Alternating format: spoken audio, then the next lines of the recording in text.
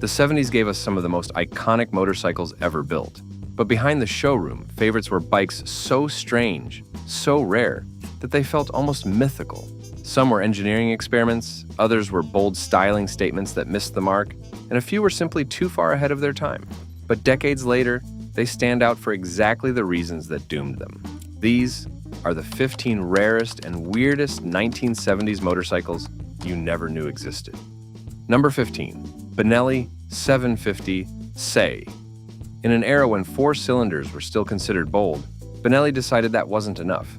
They went bigger, not in displacement, but in count, by building the first production 6-cylinder motorcycle. Launched in 1974, the Benelli 750 SE was an Italian middleweight that instantly stood out, even before you heard it run. The idea was to match Honda's engineering prestige, and then leapfrog it by adding 2 extra pistons, all while keeping the elegant proportions Italian brands were known for. It was part engineering flex, part style statement, and part gamble. At the heart of the SE sat an inline-6, 4-stroke engine, displacing 743 cubic centimeters. It delivered around 71 horsepower and roughly 39 pound-feet of torque, figures that were competitive for the day but not outrageous. The real magic was in the delivery. 6 small pistons meant smoothness at any speed, and the exhaust note was unlike anything else on the road at the time. A high, silky wail that could stop pedestrians in their tracks. Benelli kept the overall size manageable by tucking the alternator behind the cylinders rather than at the end of the crankshaft, which gave the SE a narrower profile than many 4s.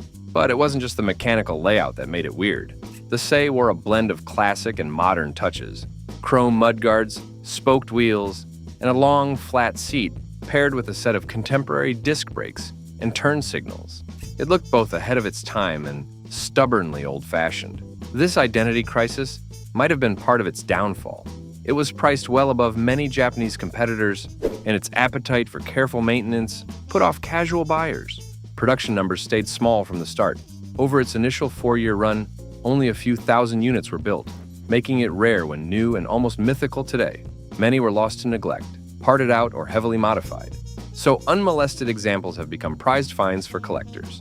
The Benelli 750 SE didn't change the industry, but it proved that Italian designers could match Japan's engineering ambition with their own twist. Number 14. Bimota SB2. When most motorcycle makers in the 70s were focused on building faster engines, Bimota was looking at something different. The frame. Born from the minds of 3 friends in Rimini, Italy, Bimota's goal was to prove that handling mattered just as much as horsepower. The Bimota SB2, unveiled in 1977, was their statement piece, and it instantly stood out as one of the most radical production motorcycles of the decade. Instead of designing an engine from scratch, Bimota sourced the power plant from Suzuki's GS750. This air-cooled inline-4 displaced 743 cubic centimeters, producing roughly 73 horsepower and about 45 pound-feet of torque. Those numbers were respectable, but they weren't the headline. What made the SB2 strange and rare was the way everything else around that engine had been rethought. The frame was unlike anything in production at the time, built from tubular chrome molybdenum steel, with removable side plates that allowed the engine to be taken out without dismantling the rest of the bike. The swing arm pivoted directly in line with the countershaft sprocket to reduce chain tension changes under suspension movement, an idea years ahead of its time. Bimota also mounted the rear shocks at a steep forward angle, giving the bike its distinctive stance. The bodywork was just as unconventional. A slim fuel tank blended seamlessly into the seat unit, and the side panels swept into a nose fairing that looked almost sculpted rather than assembled. Everything about it was designed with aerodynamics and weight savings in mind, and it paid off. The SB2 weighed around 462 pounds, wet, lighter than most of its competition. Bimota built the SB2 in incredibly small numbers, reportedly under 150 units, each one assembled with an attention to detail more like a race shop than a mass production factory. They were expensive, exotic, and hard to get, which is why so few riders ever saw one outside of magazines. Today, the Bimota SB2 is remembered as the bike that helped define the brand's obsession with precision chassis engineering. It wasn't built to win showroom sales wars. It was built to show what was possible when you prioritized handling over everything else. Number 13. Hercules W. 2000 Rotary. In the mid-70s, the motorcycle world was no stranger to bold ideas, but few were as unconventional as putting a rotary engine between two wheels. That was exactly what the German manufacturer Hercules did in 1974 with the W2000 Rotary. At first glance, it seemed like any other mid-sized commuter, but beneath that unassuming frame was an engine unlike anything most riders had ever seen or heard before. At its core sat a single rotor Wankel engine displacing 294 cubic centimeters. The design was compact, smooth, and mechanically simpler in many ways than a traditional piston engine. Output was modest, around 27 horsepower and roughly 21 pound-feet of torque, yet the delivery was eerily linear, with none of the vibration you'd expect from a bike of its size. Combined with a 5-speed gearbox and a chain final drive, the W2000 Rotary was less about chasing outright speed and more about delivering an entirely different riding feel. Moving to the chassis, Hercules kept things simple. The frame and cycle parts used straightforward steel tube construction, supported by telescopic forks up front and dual shocks in the rear. Drum brakes were standard at launch, with a front disc appearing in later versions to improve stopping power. The styling, however, remained conservative. For a machine using technology considered futuristic at the time, it looked surprisingly ordinary, which only made the unusual engine choice more striking. Hercules leaned heavily on the Rotary's unique selling points, including smoother operation, fewer moving parts, and a sound that no piston-powered rival could match. However, the reality of ownership brought its own challenges. Fuel consumption was higher than riders expected, and the exhaust temperatures were intense enough to cause concern on longer runs. As a result, production numbers stayed low throughout its run from 1974 to 1977, with only a few thousand ever built. Most stayed in Europe, and only a small number crossed the Atlantic, making them even harder to find today. The Hercules W2000 Rotary never achieved mainstream success, yet it showed that a motorcycle didn't need to follow the crowd to leave a lasting impression. It just had to give riders something they'd never experienced before. The bikes so far have been unusual, but the ones coming next are on another level. From forgotten experiments to bold engineering risks, it's only getting stranger. Stay tuned, hit like, and subscribe so you don't miss the most outrageous ones. Number 12. Suzuki RE5. Launched in 1975, the Suzuki RE5 was Suzuki's bold attempt to leap ahead technologically. But in doing so, they built one of the most unconventional machines the decade would ever see. The 497 cubic centimeter rotary engine was its calling card. Producing about 62 horsepower and roughly 42 pound-feet of torque, it ran with an eerie smoothness that no piston engine could match. There was no thumping pulse, no rising and falling mechanical beat, just a seamless surge, more like a turbine than a motorcycle. This alone made it strange to riders who measured a bike's soul by the feel of its engine. The weirdness didn't stop at the power plant. Suzuki hired Giorgetto Giugiaro, an automotive design star, to give the RE5 a futuristic look. The most infamous detail was the cylindrical tin can instrument cluster, which rotated with the handlebars and seemed lifted from a science fiction set. The fuel tank and side covers carried sculpted, almost automotive curves, making it look more like a concept vehicle than a mass-market bike. Yet for all its forward-thinking design, the RE5 carried some contradictions. Underneath, it used a steel frame, telescopic forks, and twin rear shocks like any other road bike. The brakes and handling were competent, but the weight, fuel consumption, and heat output from the Rotary made it a tough sell for everyday riders. And then there was the rarity. The RE5's high price and unfamiliar technology meant it never gained traction. Production numbers were small, with only a limited run over 2 years before Suzuki pulled the plug. Many that were sold ended up sitting in garages, neglected or parted out because few mechanics knew how to service them. Today, finding a complete running RE5 is a small victory for any collector. Its odd combination of futuristic ambition and impractical reality makes it not just rare, but one of the strangest motorcycles ever to slip through a major manufacturer's doors. Number 11. Kawasaki Z1R Turbo. By the late 1970s, motorcycle performance was already climbing fast, but Kawasaki decided that fast wasn't enough. In 1978, they unleashed the Z1R Turbo, a street bike with factory-backed forced induction, at a time when the word turbo still belonged to exotic race machines and experimental prototypes. It wasn't just quick, it was unpredictable, intimidating, and unlike anything most riders had ever thrown a leg over. The base bike was the standard Z1R, a 4-stroke inline-4 displacing 989 cubic centimeters. In stock trim, it was already a strong performer, but with the addition of an American turbo pack kit fitted under Kawasaki's blessing, output jumped from around 90 horsepower to well over 125 horsepower. Torque swelled accordingly, delivering brutal mid-range punch that could light up the rear tire with little provocation. The installation of the turbo brought its own visual signature. The large compressor and plumbing sat boldly exposed on the right-hand side, feeding pressurized air through a draw-through carburetor setup. It wasn't refined in the modern sense. Boost lag was real, and when the power hit, it hit hard, surging the bike forward with an urgency that demanded absolute attention from the rider. Beneath that wild heart, the Z1R Turbo kept much of the standard chassis. A steel double cradle frame, telescopic front forks, twin rear shocks, and triple disc brakes. But while the running gear was competent for the era, it was never designed to cope with the abrupt wall of power the turbo delivered. At full boost, the bike could feel light in the front end and unsettled in corners, adding to its fearsome reputation. Production was extremely limited, partly because Kawasaki didn't build the turbo kits themselves. They were fitted in small numbers through select dealers. Only a few hundred were ever completed, and many were ridden hard, crashed, or converted back to naturally aspirated form, which makes surviving original examples exceptionally hard to find today. The Kawasaki Z1R Turbo was a snapshot of a moment when motorcycle engineering was willing to flirt with excess. It was raw, mechanical, and a little dangerous. The kind of machine that didn't just accelerate, it challenged the rider to keep up with it. Number 10. Laverda 1000 V6.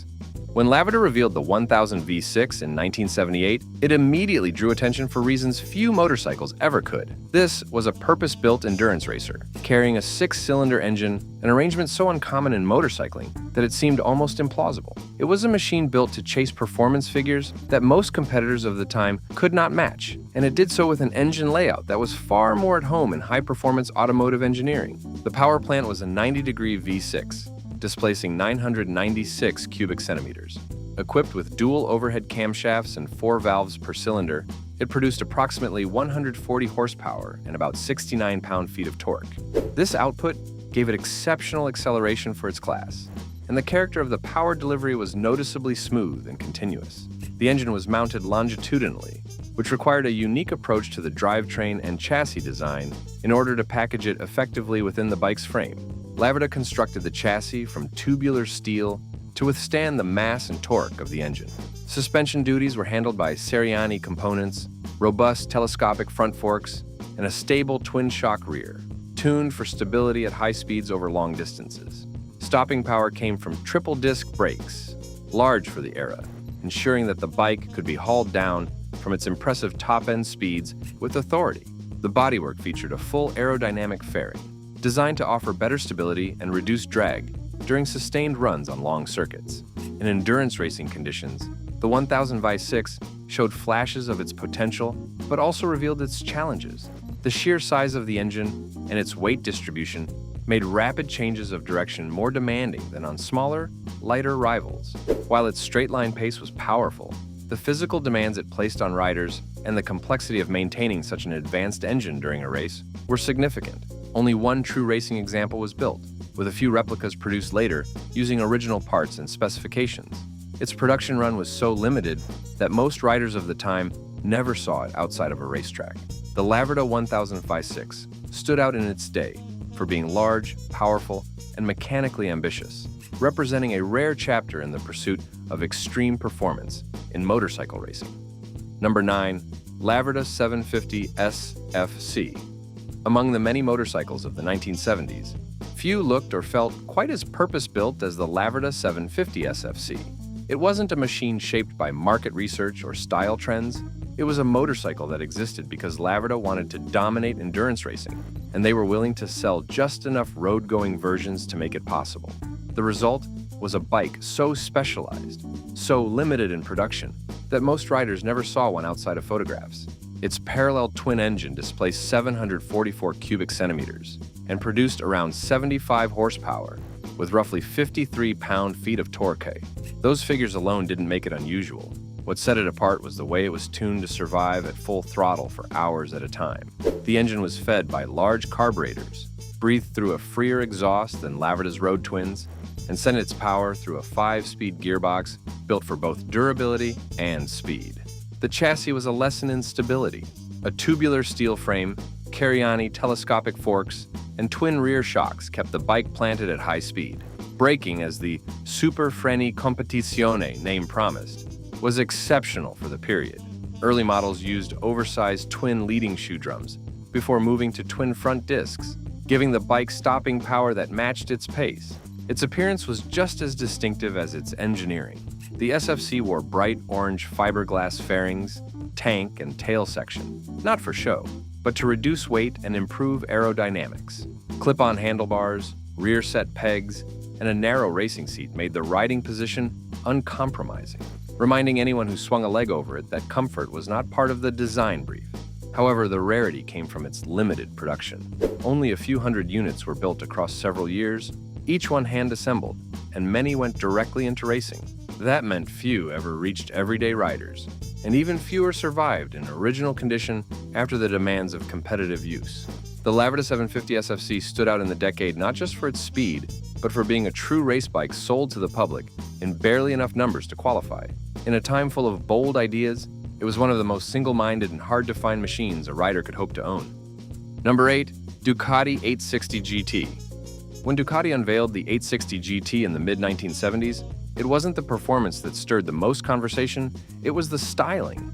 At a glance, this was still a big, air-cooled Italian V-twin, but its sharp-edged bodywork and squared-off lines marked a dramatic break from the flowing curves that had defined the brand's earlier designs. Penned by automotive designer Giorgetto Giugiaro, the look was polarizing from the start, earning as much criticism as it did curiosity. Beneath those angular panels sat a 90-degree air-cooled V-twin, displacing 863 cubic centimeters. It produced around 65 horsepower and roughly 56 pound-feet of torque, delivered through a 5-speed gearbox and Ducati's distinctive bevel gear-driven overhead cams. The power was steady and usable, making it a capable touring and long-distance machine, even if it wasn't chasing outright speed records. The chassis was a steel double-cradle frame paired with conventional telescopic forks and dual rear shocks. Stopping power came from a front disc and a rear drum, more than adequate for the era, though not cutting edge.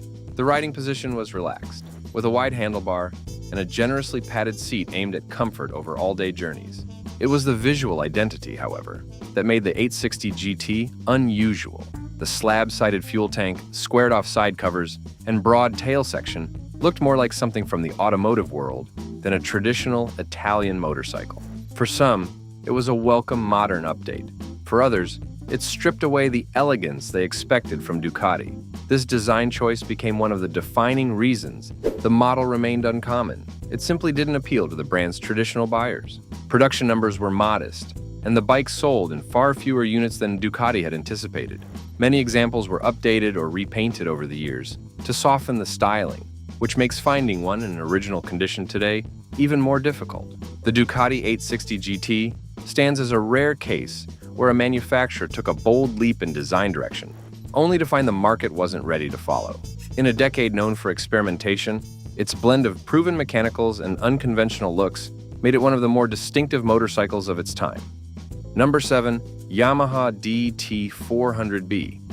By the mid-70s, dual-purpose motorcycles were becoming a staple for riders who wanted one machine that could handle both street and dirt. Yamaha had already found success with smaller DT models, but in 1975 they went bigger, much bigger, with the DT400B. It promised the versatility of its smaller siblings, but with a size and presence that put it in a category of its own. Power came from an air-cooled, two-stroke single displacing 397 cubic centimeters. It produced around 23 horsepower and roughly 19 pound-feet of torque. Those numbers might not seem extreme, but in a dual sport of the era, they represented serious grunt. The engine was fed by a single carburetor, delivering a strong low to mid-range punch, and was paired with a 5-speed gearbox that made it capable of both tight trail work and steady highway cruising. What made the DT400B unusual wasn't just its displacement, it was the weight and proportions that came with it. At close to 289 pounds dry, it was substantially heavier than the nimble two-strokes most riders took off-road. The long wheelbase and tall stance gave it a commanding look, but in the dirt, it required a firm hand to manage. Power slides were possible, but the bulk made quick changes of direction less effortless than on lighter trail bikes. The chassis was straightforward, a steel cradle frame, telescopic forks up front, and twin shocks at the rear.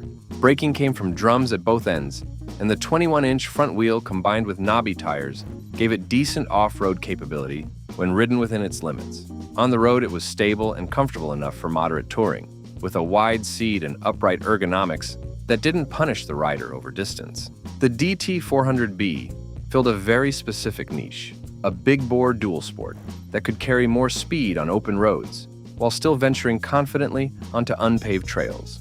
Yet its size and price kept it from being a mass-market hit, and production ended before the decade was over. Number 6. Honda CBX 1000. The Honda CBX 1000 rolled into showrooms in 1978 and carried engineering ambition on its shoulders. 6 cylinders, 24 valves, dual overhead cams, all packed into what looked at first like a conventional sport bike. Its engine displaced 1,047 cubic centimeters and breathed through 6 individual carburetors. The claimed output was about 105 horsepower at 9,000 revolutions per minute, with torque near 63 pound-feet at 8,000 revolutions per minute. That kind of smooth, high-revving power wasn't common outside of the track, especially not in road bikes. It felt more like piloting a racing prototype disguised as a street machine. Despite its mechanical daring, the CBX was only slightly wider than a 4-cylinder street bike, a clever trick by stacking components like the alternator behind the engine to keep the profile sleek. Still, seeing 6 exhaust pipes fanned out from the front was a sight to stop conversations.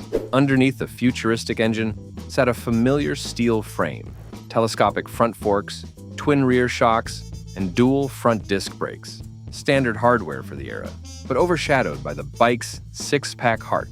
Riding the CBX was unmistakable. Run it up the rev range, and its engine unfolded with a silky crescendo, the rhythm of a racing inline-6, smooth, addictive, and unlike anything Honda had ever offered. The rest of the bike felt grounded, but that engine gave it character and presence. Production ran from 1978 to 1982, and it never sold in high volume.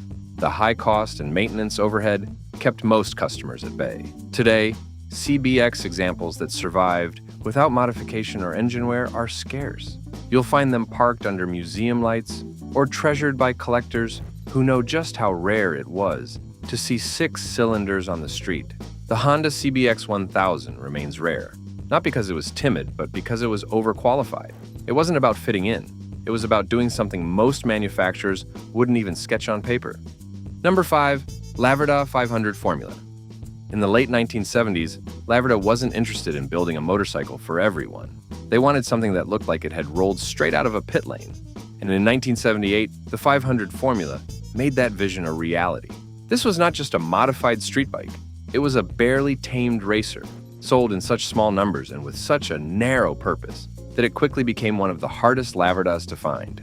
Under the fiberglass fairing sat an air-cooled parallel twin, displacing 497 cubic centimeters, fitted with double overhead cams, forged pistons, and high-lift S1 cams. A close-ratio 5-speed gearbox kept it right in its sweet spot, delivering around 52 horsepower and roughly 32 pound-feet of torque. On paper, the figures weren't earth-shattering, but in practice, the Formula's lightweight and gearing gave it a fierce edge once the revs climbed. Moving from the engine to the chassis, the bike's intent became even clearer. A rigid steel twin-loop frame, Marzocchi forks, adjustable rear shocks, and triple disc brakes were all built around the demands of racing, not commuting.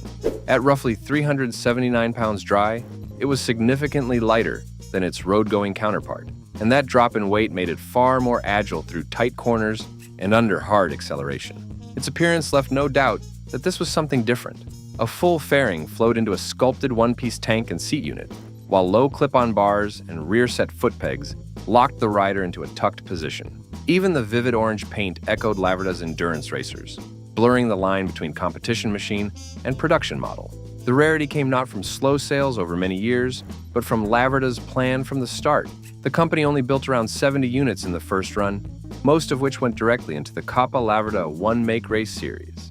Few were bought for the street, and fewer still avoided the wear and tear of competitive use. Finding one today in original condition is almost unheard of. The Laverda 500 Formula was unusual not just because of how it looked or rode, but because it was built with a single-minded purpose. It wasn't softened, compromised, or mass-produced, and that's exactly why it remains both rare and unmistakably strange decades later. Number 4. Ducati 750 Supersport. Introduced in 1974, it wasn't just another variation, it was a stripped-down, sharper-edged version of the standard model, with a narrower focus that made it both compelling and scarce. Several features set it apart from its siblings, giving it an elusive charm that few riders encountered in the showroom.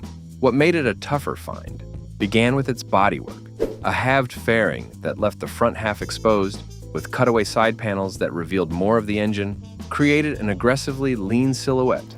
Almost sculptural, the design wasn't built for comfort, it was built to look ready for the track. And beneath that fairing sat Ducati's signature 90-degree V-twin engine, air-cooled and displacing 747 cubic centimeters. With bevel gear overhead cams, it delivered around 53 horsepower and roughly 44 pound-feet of torque, figures modest by today's standards, but potent in a package designed for agility. Transitioning from aesthetics to mechanical intention, the Supersport didn't just look athletic, it performed like it too. On a lighter frame than the standard GT, equipped with Seriani forks up front and dual rear shocks, it handled with a sharper edge. Clip-on handlebars and rear-set pegs dropped the rider into a forward-leaning stance, pressing for precision rather than ease. Braking came courtesy of a single front disc and rear drum, simple, effective, and in balance with the bike's minimalist mission. Its uniqueness wasn't just technical, it was also baked into its rarity. Ducati built far fewer examples of the Supersport compared to standard models, and most were purchased by enthusiasts who rode them hard or modified them for track use. That combination of limited numbers and track-borne wear means surviving bikes in original condition are especially rare and sought after by collectors looking for that blend of form and function. The 750 Supersport is no polished masterpiece for the dealership floor. It is sharp, focused, and built for those who crave the feel of a machine with purpose. Number 3. Yamaha TZ750. By the mid-1970s, Yamaha wasn't content to just win races. They wanted to build something so fast, so dominant, that it would change the sport. The result in 1974 was the TZ750, a two-stroke four-cylinder race bike that didn't just push the limits of performance, it tore them wide open. The liquid-cooled inline-four displaced 747 cubic centimeters and, in its early form, produced close to 100 horsepower. Later evolutions pushed that number even higher, with torque in the neighborhood of 65 pound-feet.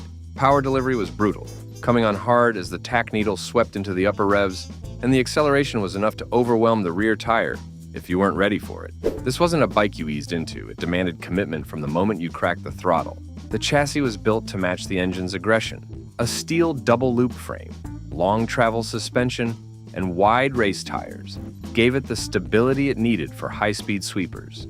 Up front, dual disc brakes provided the stopping power to match its pace, and a single shock in the rear kept it planted through corners. Wrapped in a wind tunnel-inspired fairing, it was as much a missile as it was a motorcycle.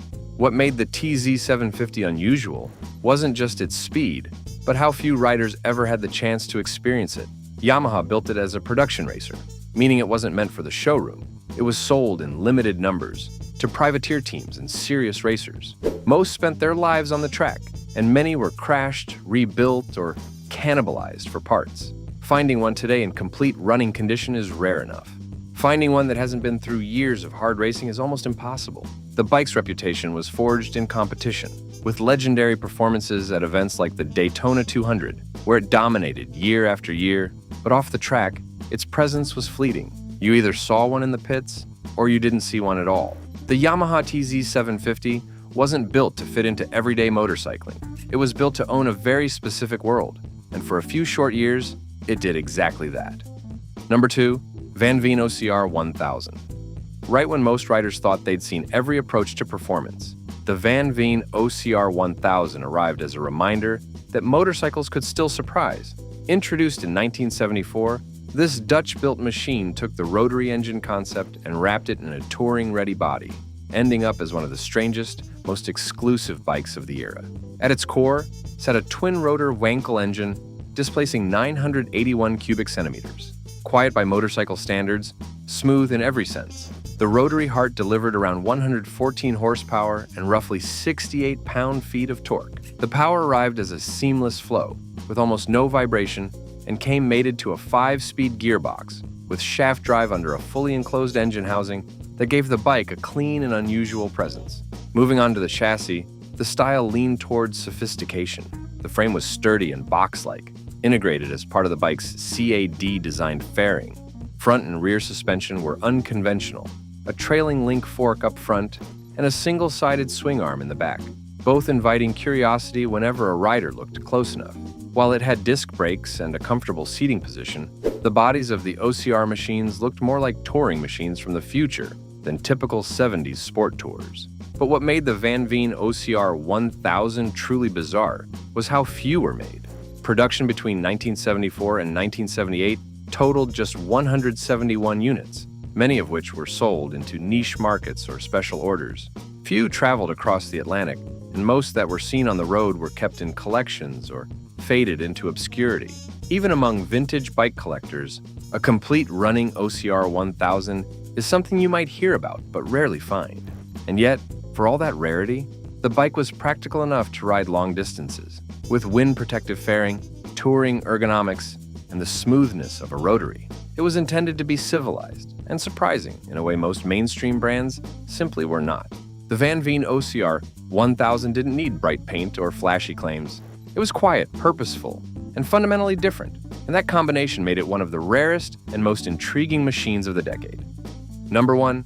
MV Agusta 750S America. When MV Agusta decided to target the American market in the mid-1970s, they didn't scale up production or soften their approach. They built a motorcycle that was as exclusive as it was uncompromising. Released in 1975, the 750S America was essentially a hand-built, road-going version of their race-winning machines, produced in numbers so low that most riders never even saw one in person. Its engine was an air-cooled inline-4, displacing 789 cubic centimeters and breathing through four 26mm Dell'Orto carburetors. Output sat at roughly 75 horsepower, with around 59 pound-feet of torque, delivered with the smooth precision that came from years of Grand Prix development. The 5-speed gearbox was paired with a shaft drive, an unusual choice for a high-performance motorcycle of the time, but one that made it exceptionally refined for long-distance riding. The chassis was equally serious. A double-cradle steel frame, 38mm Seriani forks, and dual front disc brakes put it ahead of many contemporaries in handling and stopping power. The ergonomics were aggressive enough for spirited riding, yet the seating position and larger fuel tank catered to the longer stretches of American highways. Visually, the America distinguished itself with its deep red paint, polished alloy, and subtle detail changes from the European version. It had the stance of a racer, but the road manners of a premium grand tourer, making it a strange hybrid in an era when motorcycles were usually one or the other.